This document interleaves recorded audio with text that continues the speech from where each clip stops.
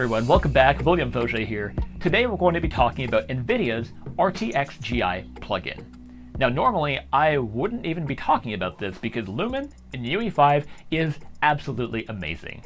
But I know many of you, myself included, are sticking with UE4 for stability and production reasons. So for those of you still in Unreal Engine 4, RTXGI delivers a fantastic way to get high quality indirect lighting with way better performance than the vanilla Raytraced Global Illumination options available in UE4. So let's take a look at how to set it up, how it works, what you can do with it, and how it compares with the other GI offerings in Unreal Engine 4. Now, full disclosure, this video is sponsored by Skillshare. Skillshare is an online learning platform with thousands of classes for creatives like us to explore new skills and dive deeper into existing hobbies or passions. If you've always been on the fence about picking up a new skill like photography, for example, Skillshare is the perfect place for that, whether you're a beginner or an advanced photographer. You're going to find something that fits your needs right here.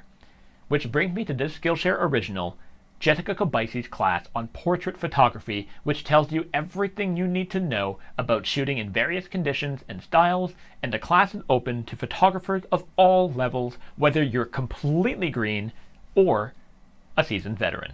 Skillshare classes are curated, high quality, they're ad-free, and there is a constant stream of new classes for you to choose from. Now because Skillshare is sponsoring this video, the first 1,000 of my subscribers to click the link down below will get a 1-month free trial of Skillshare so that you can start learning today.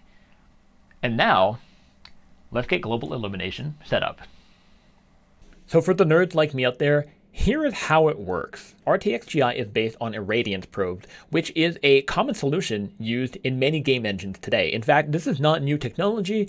This has been around since something like 1998.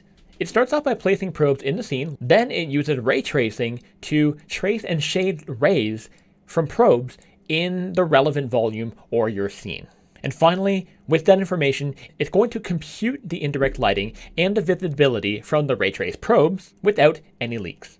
So in super dumbed down, simplified terms, think of each lighting probe as a reflection capture actor of sorts. It's going to capture all the lighting and visibility information around it.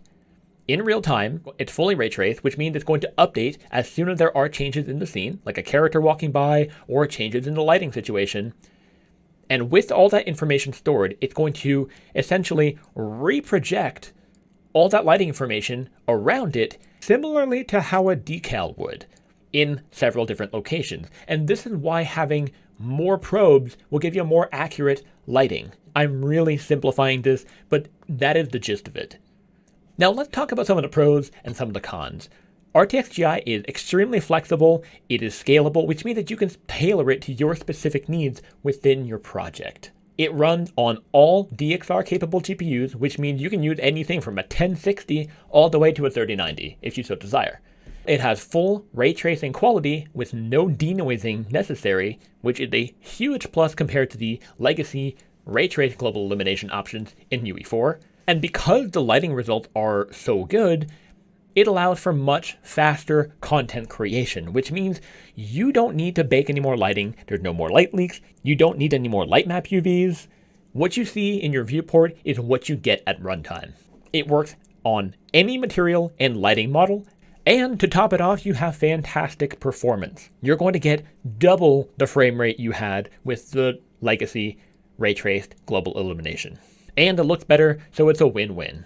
Now, some of the cons are it does not work with the sky atmosphere systems, and you might run into issues with batch rendering in the movie render queue. So if you're using the queue feature of the movie render queue, because what's going to happen is RTXGI needs to be recalculated at the start of each shot, which means when it renders the first shot in the batch, it's going to be fine. But the second shot, it starts off totally off, and as the shot renders frame by frame, RTXGI slowly fades back in. So if you're using batch rendering a lot, use this with caution because you may run into that issue. When I had to render the 3 shots for the intro of this video, I had to render each shot individually. The batch rendering feature could not be used, unfortunately. So hopefully that comes with a patch fix, but who knows. And lastly, One of the cons of RTXGI is that it can be a little bit finicky to set up. Between the console variables and getting the DDGI volume to be placed perfectly, you kind of have to wiggle it and nudge it and, move it around a little bit to get some better results. So,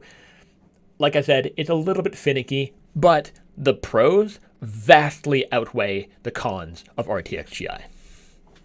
So let's talk about how to get RTXGI set up. For starters, you're going to need to go to the Epic Marketplace and search for Nvidia RTX Global Illumination right here. Now, unlike most plugins, this one cannot simply be downloaded and automatically added to your project. You're going to need to click on the external link button right here, and in turn, that is going to bring you to Nvidia's own website where you can download the plugin from there, and we're going to have to manually install it.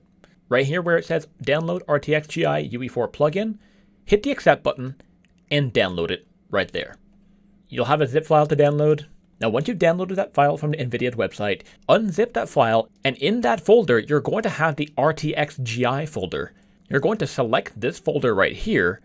You're going to copy it, and you're going to paste it wherever the engine is installed. So in my case, it is in Program Files, Epic Games, UE 4.27, Engine, Plugins, Runtime, Nvidia, and there you're going to paste the RTXGI folder right here. Now, once we're in Unreal, there's still one more thing that we need to do. We're going to go to the Settings tab up here, go to Plugins, and we're going to search for RTX. And that's going to bring in the RTX Global Illumination plugin. Make sure that's enabled. If it's not, turn it on, restart the engine, and then we'll be ready to go. So now that we have our RTXGI plugin downloaded, installed, and enabled in our project, let's jump right into how to set it up and get started. The first thing we need to do is to go to the Volumes tab on the left-hand side, scroll down until you see the RTXGI.DDGI volume. I know it's a word salad, but bear with me. We're going to drag and drop this right here into our scene, and you'll see it creates a typical Unreal volume. So what we need to do with this is we need to make sure that this encompasses the entirety of our level. So I'm going to scale this up and make sure that it is at least as large as my environment. But you want to keep it just large enough to barely encompass the level itself. You don't want to make it this big. We want to make it about this big. Again, just so that the size is slightly bigger than our playable level here. And also, I'm going to scale this down so that it fits snugly with our environment right here. Like so. Something like that. That should be fine for now. Now you'll see, well, still nothing happened. We still don't have any indirect lighting. What do we do? There are, you guessed it, two console variables that we need to enable.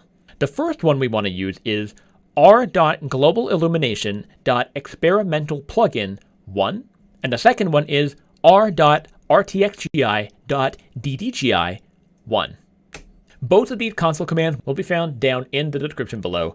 Don't worry. And now you'll see we have global illumination showing up in our scene here. If I move my directional light around, you'll see the lighting is updating accordingly.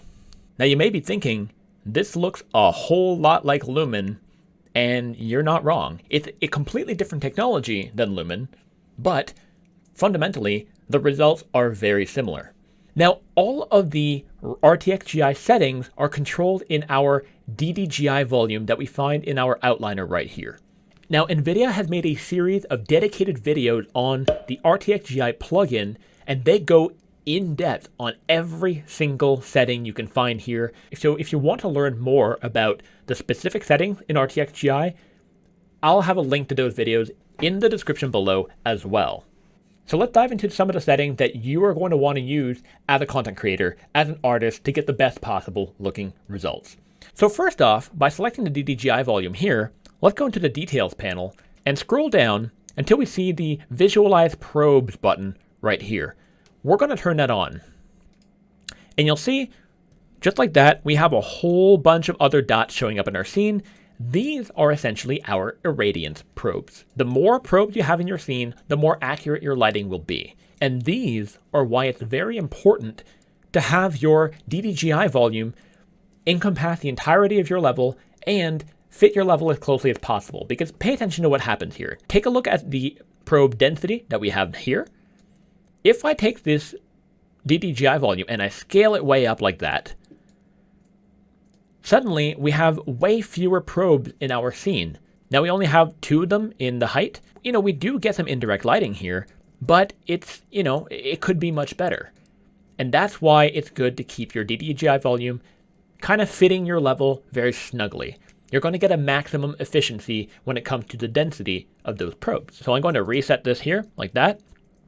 Now we can also increase the probe count right here in the details panel where it says probe count. By default, it's set to 8 by 8 by 8. I'm going to set it to 16 by 16 by 16.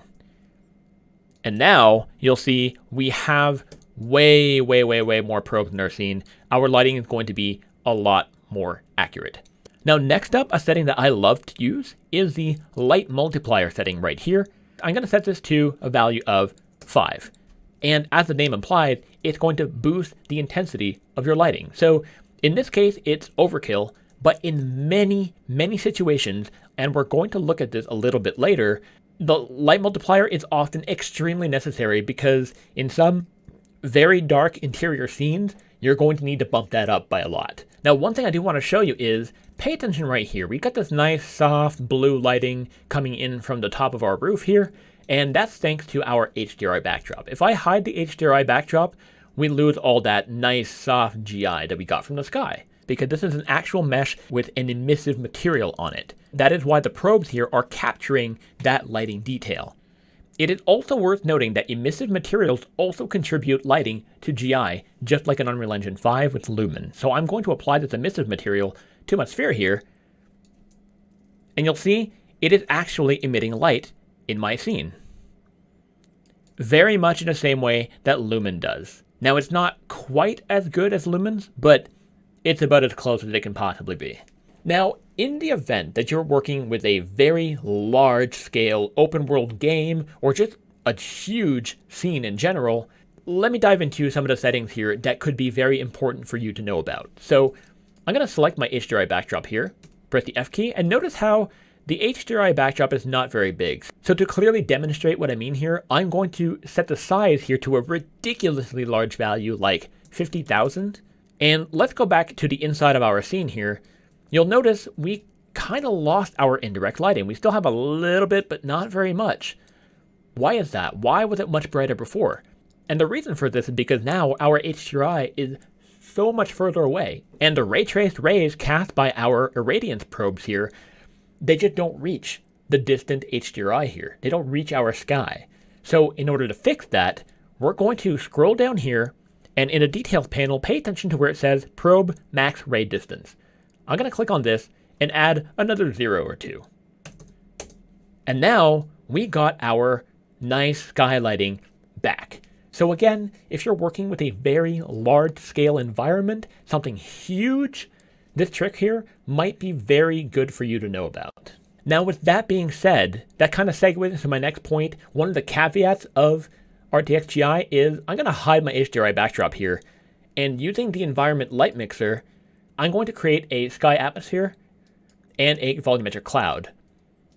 Now you'll see I have a sky atmosphere system set up correctly, but you'll see while the sunlight itself is contributing to global illumination, you'll see here we got the bounce light hitting the ceiling here, but we don't have any sky information affecting our scene. We don't get that nice soft blue lighting that we had with the HDRI backdrop.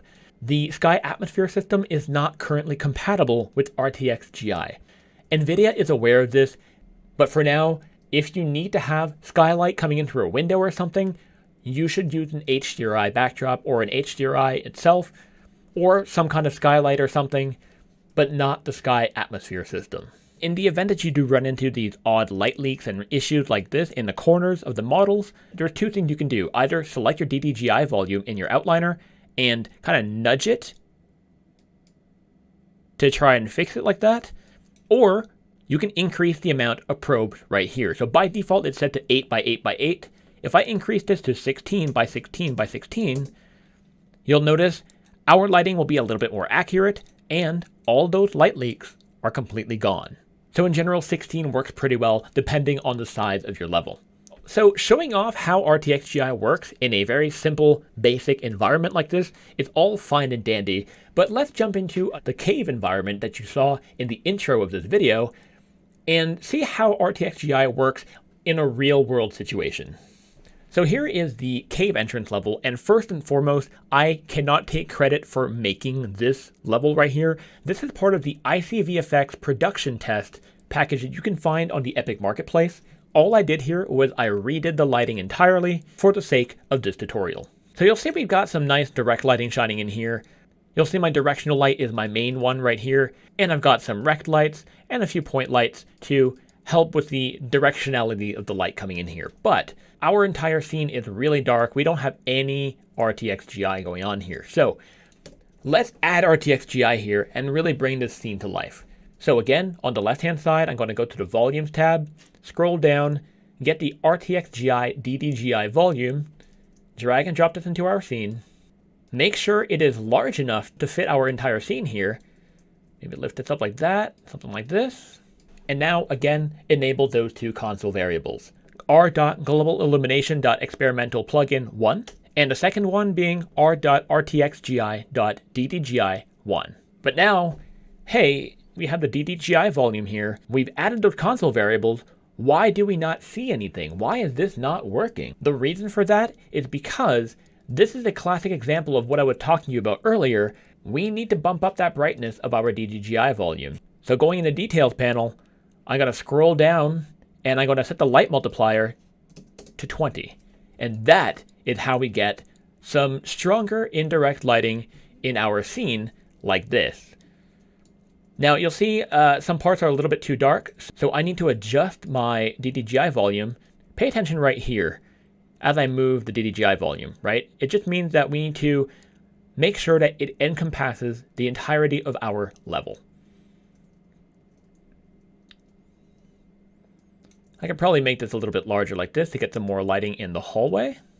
And there we go. With RTXGI, without RTXGI. The difference is day and night. Normally, this works really well with UE5, but like I said, if you're still in UE4, this is a fantastic way to work. Now, there's one more thing I want to talk to you about here, and that's getting some more accurate lighting. Being able to achieve a greater probe density. So if I select my DDGI volume here, I'm going to go ahead and click on Visualize Probes, and you'll see we have a few probes in our scene, right? We've got a series, we've got enough to get a decent lighting. But in some cases, we need more probes. We just need more detail. We need a more accurate lighting. Now, there are two ways of going about this. Either I select this DDGI volume and I increase the probe count to something like 32. You'll see here I'm already using 16 by 16 by 16 probes, and my frame rate is about 20 FPS or so. That's not very good. I don't want to have to increase that density more. So what can we do? You can use multiple volumes in your scene if you need a higher density in some locations. So in this area here, I really want to have a more accurate lighting, right? So I'm going to go ahead and add a new RTXGI DDGI volume right here. I'm going to scroll down and set the light multiplier to 20 so that both are matching. And I'm going to scale this up, something like this, but I'm really going to scale it up so that it encompasses the entrance here a little bit, okay? Because I want to focus my lighting on this area here.